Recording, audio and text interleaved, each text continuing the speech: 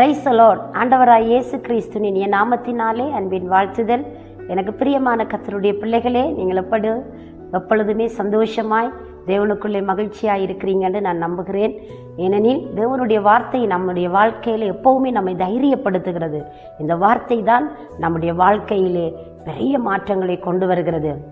நம்முடைய விழிகள் கண்ணீர் சொரிகிற பொழுதெல்லாம் தேவனுடைய கரத்தினால் அதை ஏந்தி அவர் நம்முடைய வாழ்க்கையிலே பதில் கொடுக்கிற நல்ல ஆண்டவராய் இருக்கிறார். இந்த நாளிலும் நீங்கள் எந்த சூழ்நிலையில் இருந்து கொண்டு இந்த தேவனுடைய வார்த்தையை நீங்கள் கேட்க ஆயத்தமாக இருக்கிறீங்களா? அந்த சூழ்நிலைக்கு ஏற்றால் போல் தேவன் உங்களுக்கு பதிலை கொடுத்து உங்களை உயர்த்தி கனம் பண்ணி உங்களை காக்க அவர் வல்லவராய் இருக்கிறார். இந்த நேரத்தில் நான் வேதத்தில் இருந்து ஒரு பகுதியை உங்களோடு தியானிக்க நான் வாஞ்சிக்கிறேன். எபேசியருக்கு எழுதின நிருபம் 5வது அதிகாரம் 16வது வசனம் சொல்கிறது, நாட்கள் பொல்லாதவைகள் ஆனதால் காலத்தை பிரயோஜனப்படுத்தி கொள்ளுங்கள் என்று சொல்லப்படுகிறது. இந்த காலம் ஒரு பயங்கரமான காலம். இந்த காலம் ஒரு பொல்லாத காலமாய் இருக்கிறது.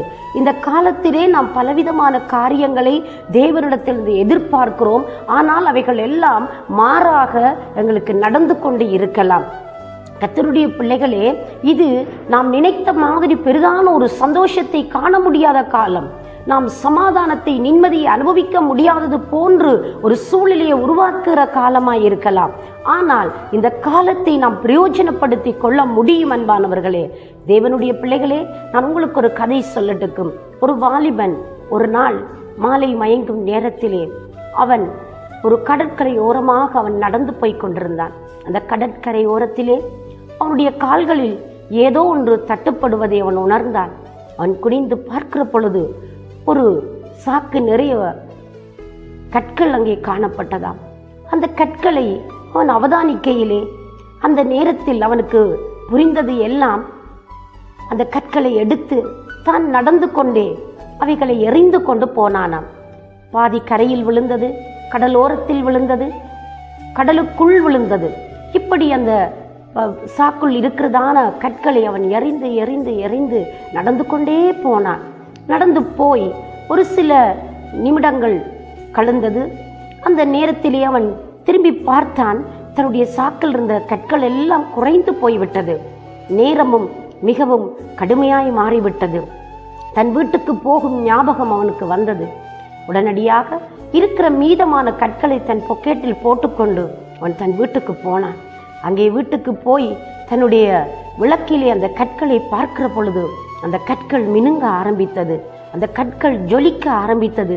இது என்ன கற்கள் என்று சொல்லி அவன் அவதானித்து பார்க்கையில் அவைகள் வைரக்கற்களாய் இருந்தது. அப்பொழுது அவனுடைய மனம் பதறினது.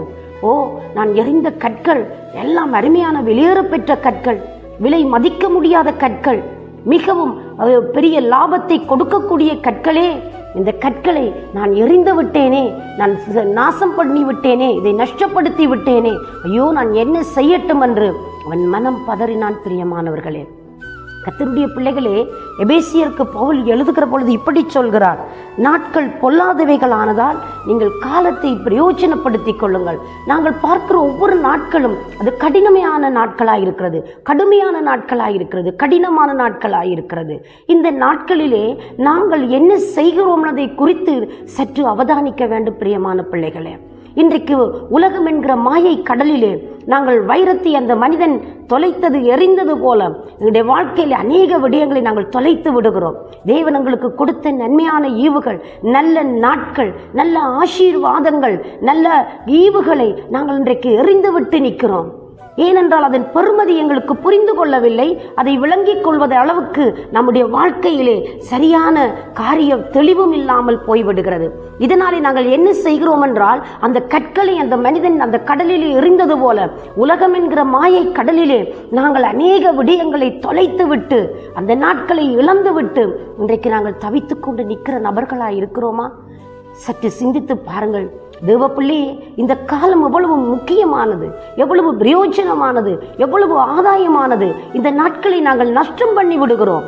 ஒவ்வொரு நாட்களும் கடந்து போகிற பொழுது நாங்கள் ஒவ்வொரு நாட்களை முடித்துக்கொண்டு ஒரு புதிய நாட்களை சந்திக்கிறோம் என்ற எண்ணம் நம்முடைய இருதயத்தில் எப்பொழுதுமே இருக்க வேண்டும். இன்றைக்கு நிற்கிற நீங்கள் யோசித்து பாருங்கள், என் வாழ்க்கை நான் எதை சாதித்தேன்? எனக்கு கொடுத்த நன்மையான ஈவுகள், எனக்கு கொடுத்த வரங்கள், எனக்கு கொடுத்த தாளந்துகள், எனக்கு கொடுத்த ஆசீர்வாதங்கள், எனக்கு கொடுத்த பிரத்யேகமான நன்மைகளை நான் இன்றைக்கு தொலைத்து விட்டேனா? இல்லாவிட்டால் அன்ற மாயை கடலிலே எரிந்து நான் தவித்து கொண்டு நிற்கிறேனா என்று சொல்லி நாம் யோசித்து பார்க்க வேண்டும். பிரியமான பிள்ளைகளே, நாம் இழந்து போனதை பெற்றுக் கொடுப்பதற்காக, இழந்து போன சமாதானத்தை, இழந்து போன சந்தோஷத்தை, இழந்து போன நட்பை, இழந்து போன நன்மையை, இறைவனோடு இருந்த உறவை எப்பொழுது மனிதன் இழந்தானோ அதை இழந்ததை மறுபடி பெற்றுக் கொடுப்பதற்காக ஆண்டவராகிய இயேசு கிறிஸ்து இந்த பூ உலகத்திற்கு வந்தார். அவர் மரித்தார், அவர் உயிர்த்தார். இன்றைக்கும் ஜீவிக்கிற கடவுளாய் அவர் மறுபடி வரப்போகிற தெய்வமாய் இருக்கிறார். எனக்கு அன்பான பிள்ளைகளே, இன்றைக்கு நீங்கள் சிந்திக்கக்கூடிய ஒரே ஒரு விடயம், தேவ சமூகத்தில் நான் எப்படி காணப்படுகிறேன்? மாயை கடலிலே என் வாழ்க்கையை நான் தொலைத்து விட்டேனா? என் சமாதானத்தை தொலைத்து விட்டேனா? நிம்மதியை தொலைத்து விட்டேனா? என்னுடைய வாழ்க்கையின் நன்மைத்தனங்களை நான் இழந்து விட்டேனா என்று சொல்லி நாம் சிந்தனை செய்து நாம் ஆராய்ந்து பார்க்க வேண்டும்.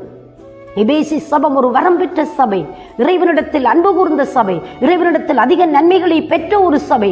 ஆனால் அவர் சொல்கிறார், நீங்கள் மிகவும் அவதானமாய் நடக்க வேண்டும், கவனமாய் நடக்க வேண்டும். ஆதி அன்பை நீங்கள் மெருகூட்டிக் கொள்ள வேண்டும், அதை வளர்த்து கொள்ள வேண்டும் என்று சொல்லுகிறார். அன்பு பிள்ளையே, இன்று நாளிலும் தேவனிடத்தில் இருக்கிற உறவு எப்படிப்பட்டதாக இருக்கிறது? ஏன் அந்த இறைவனிடத்தில் இருந்து நீ ஒரு நன்மையை பெற்றுக்கொள்ள முடியாமல் இருக்கிறாய்? ஏன் அந்த நன்மைகளை நீ தொலைத்து விட்டு கலங்கி போயிருக்கிறாய்? இன்றைக்கும் தகப்பன் பக்கமாய் வா. அன்றைக்கு மனம் திரும்பின மகன் தன்னுடைய வாழ்க்கையிலே நன்மையை ருசித்தது போல, நன்மையை பெற்றுக்கொண்டது போல, இன்றைக்கும் இறைவன் உம்முடைய வல்லமையை, உங்களுடைய நன்மைகளை, உங்களுடைய ஆசீர்வாதங்களை மறுபடி புதுப்பித்து கொடுக்க அவர் வாஞ்சிக்கிறார். நீ ஆயத்தமா அவர் பக்கமாய் திரும்ப? நீ அவரை நேசிக்க ஆயத்தமா? அவரிடத்தில் ஓடிவர ஆயத்தமா? அவருடைய பாதத்தை முத்தம் செய்ய ஆயத்தமா? அவருடைய மார்பிலே சாய்ந்து கொள்ள நீ ஆயத்தமா?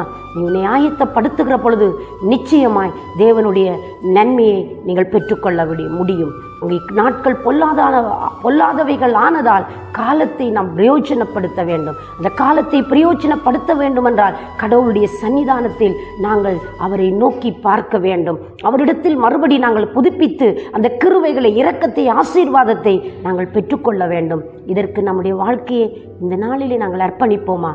நிச்சயமாய் தேவன் உங்களுக்கு நன்மை செய்வார். உங்களுக்காக நான் ஜெபிக்கட்டுமா? பரிசுத்தம் நிறைந்த நல்ல ஆண்டவரே, இயேசுவின் நாமத்தில் உம்முடைய பிள்ளைகள் உம்மை நம்பி வந்திருக்கிறார்கள். உம்முடைய பிள்ளைகளுக்கு ஒரு நன்மை செய்யுங்க சுவாமி. ஆண்டவரே, இழந்து போனதை தேடவன் ரட்சிக்கவன் நீர் இந்த பூவுலகத்திற்கு வந்த தெய்வம். நன்மை செய்யும்படி ஆண்டவரே நீர் அற்புதமாய் கிரியை செய்த தேவன் ஐயா. ஆண்டவர், இந்த நாளில் உம்முடைய பிள்ளைகளுக்கு ஒரு நன்மை செய்தவர்களை கனம் பண்ணி காக்கும்படி உம்முடைய கரத்தில் ஒப்படைத்து இயேசு கிறிஸ்துவின் நாமத்தில் தாழ்மையோடு ஜெபிக்கிறேன் ஜீவனுள்ள நல்ல பிதாவே. ஆமேன், ஆமேன். தேவன் தாமே உங்களை நிறைவாய் ஆசீர்வதிப்பாராக. God bless you.